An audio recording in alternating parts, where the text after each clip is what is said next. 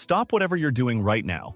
Pull up a chair, silence your phone notifications, and pay very, very close attention because the Indiana Fever front office is currently going through a real-time, financially damaging, highly public lesson in the harshest rule of corporate capitalism. You never, under any circumstances, bite the hand that feeds you. The Indiana Fever organization has just learned the hard way that Caitlyn Clark fans are not Indiana Fever fans. They are Caitlyn Clark fans. And right now, at this very moment, those fans are making it clear in the loudest, most aggressive, and most financially impactful way possible that if you mess with their generational talent, they will absolutely, without hesitation, mess with your revenue. Welcome back to WNBA Pro. You're watching the only channel on YouTube that refuses to sugarcoat the reality of professional basketball. We don't do PR spin here. We don't care about protecting feelings, and we don't care about corporate access. We bring you the raw, unfiltered, objective, data-driven truth about the business, the strategies, the coaching philosophies, and the multi-billion-dollar reality of the Women's National Basketball Association. Hit that subscribe button and turn on all notifications right now because the Indiana Fever are officially in the find-out stage of their disastrous 2026 offseason, and this situation is getting extremely ugly extremely fast. You're over being called a racist? Just that quick. Interesting. Okay. Must be nice. I don't get down. I'm not forgiving that. Okay. That's not going to happen. So, and never mind the logistics. To fully grasp the sheer scale of the catastrophic error the Indiana Fever front office just made, we have to carefully analyze the broader economic landscape surrounding this franchise. This goes far beyond frustrated fans venting on Twitter or Reddit. It represents a fundamental and seismic shift in the power dynamic between a professional sports organization and its primary consumer base. The Indiana Fever are no longer a traditional sports franchise. They are a Caitlyn Clark-driven franchise. Looking at the actual data, before Caitlyn Clark arrived, the Fever were largely irrelevant in the global sports conversation, sitting at the very bottom of the league standings and struggling with attendance, even having difficulty giving away tickets, with minimal national television interest and virtually no public attention. But everything changed the moment Caitlyn Clark entered the picture and transformed the entire operation into an undeniable financial powerhouse almost overnight. She brought sold-out crowds to arenas across the country, pushed the league to relocate games into larger NBA venues to handle overwhelming ticket demand, and shattered merchandise records within hours of her jersey release, taking the Fever from a forgotten and unprofitable franchise to the most watched and most valuable team in the entire WNBA. And every bit of that unprecedented economic surge can be traced back to one individual. So when that massive, deeply invested, and fiercely loyal fan base sees the franchise select Raven Johnson with the 10th overall pick, the reaction is not simple disappointment, it is raw and unfiltered outrage. And to understand that reaction, you have to recognize the deeper history involved, because this is not just any rookie. Raven Johnson and Caitlyn Clark share a highly publicized history dating back to the 2023 Final Four, where Clark famously waved her off at the three-point line, daring her to shoot, a moment that went viral and ignited a rivalry. But the situation runs even deeper than that single play, because just weeks before the WNBA draft, Raven Johnson appeared on a widely discussed podcast and directly criticized the core demographic of the Indiana Fever's new fan base, labeling Caitlyn Clark's supporters as toxic, calling them bullies, and even accusing them of racism. And regardless of whether one agrees with her comments or not, from a purely business and marketing perspective, selecting a player in the first round who has publicly alienated the very audience responsible for driving ticket sales is a major public relations misstep. More than 4 letters. Hopefully Snoop Dogg doesn't come for that. Wow. So they went on social media asking for you to buy tickets as a consumer of their product. Ooh. But the selection of Raven Johnson was only the initial spark. The real explosion came when head coach Stephanie White stepped up to the live microphone at the draft press conference and essentially poured corporate gasoline on the fire. The outrage centers on the disastrous messaging, because when Stephanie White was asked by a credentialed reporter about how the guard rotation would function, she did nothing to calm fan concerns.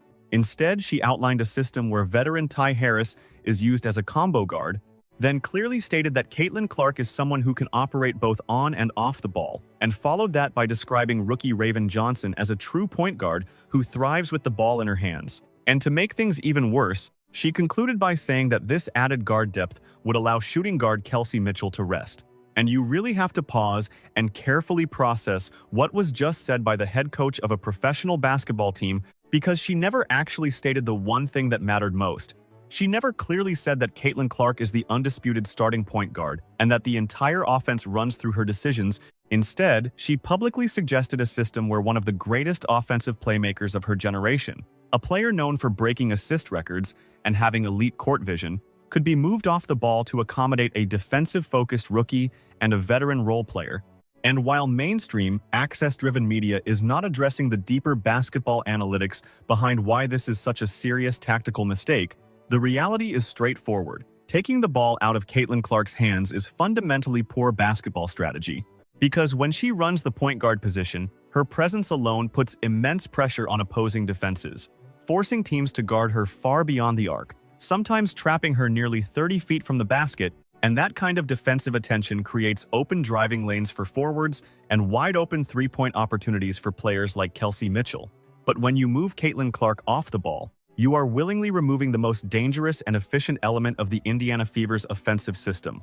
And modern fans understand this. They follow the data. They see that the team's offensive efficiency drops significantly when Clark is reduced to a traditional off-ball shooter running through screens. So when they hear Stephanie White planning to use that exact approach, they interpret it as undermining the team's most powerful weapon. See Mitchell back here. Wow. What? Guys, there are signs. There are signs now. I'm not sure Caitlyn Clark's going to be on this. And this is exactly where the tactical disagreement sharply escalates into a full-scale corporate financial crisis. Because the fans are no longer just complaining on YouTube and Twitter, they are carrying out a coordinated and financially damaging consumer boycott, and the Indiana Fever ticket sales department has essentially been pushed into a position of desperation. Because over the past year, the Fever proudly highlighted a massive season ticket waiting list, meaning demand clearly exceeded supply, which is an incredibly rare and powerful position for any sports franchise.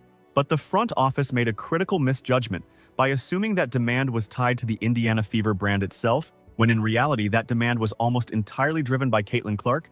And now the internet is flooded with fans, proving that exact point. As season ticket renewals have reportedly slowed down, people on the waiting list are declining to purchase when contacted by ticket representatives, and the secondary ticket market, which was once thriving with high-priced Fever tickets, is now rapidly cooling off, forcing the Indiana Fever organization to respond by pushing out aggressive marketing emails, promotional group ticket offers, and urgent social media campaigns in an attempt to artificially revive the demand they just weakened. And the irony of the situation is striking, because the front office chose to ignore clear warning signs, overlooked the controversy surrounding their first-round draft pick, publicly undermined the core of their offense during a live press conference, and now they are in the position of urgently appealing to the same fan base that their rookie openly criticized, asking them to return, purchase premium courtside seats, and financially support an expanded $7 million salary structure, which goes beyond poor public relations and reflects deeply flawed business decision-making. Tards.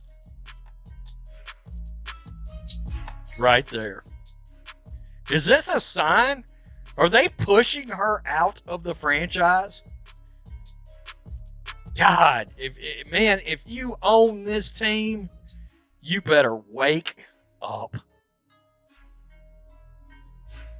Clark should leave now. You've got the dumbest front office. We have to address the clear arrogance within the front office leadership, specifically General Manager Amber Cox and President of Basketball Operations Kelly Krauskopf, because there is a deeply rooted and often toxic echo chamber inside professional sports front offices, where executives convince themselves that they understand the game better than the paying audience, and they tend to view fans as overly emotional and irrational consumers, who will simply accept and support whatever product is put on the court, and in this case they believed they could make a defense-first basketball decision, ignore the significant public relations fallout attached to it, and still expect fans to blindly support the team. But that reflects a complete misunderstanding of the modern sports consumer, because the Caitlyn Clark fan base is unlike anything women's basketball and possibly sports as a whole, has experienced before. It is massive, deeply passionate, highly organized, and most importantly loyal to her specifically rather than to the WNBA as an institution, and a large portion of these fans were drawn to the sport solely because of Clark. They did not grow up following the WNBA. They do not have generational loyalty to the Indiana Fever. In the same way NFL fans support the Dallas Cowboys or NBA fans remain committed to the Los Angeles Lakers, their loyalty is centered on one individual, and if that individual is not being properly utilized, prioritized, or is perceived as being reduced, sidelined, or disrespected by her own coaching staff, those fans are willing to disengage financially and walk away from the sport just as quickly as they became invested. Some people believe that she may be headed to playing small forward. Man, wow. No thanks. I'd like to see Caitlyn Clark be Caitlyn Clark. Not happening on this team with this coach and with this front office.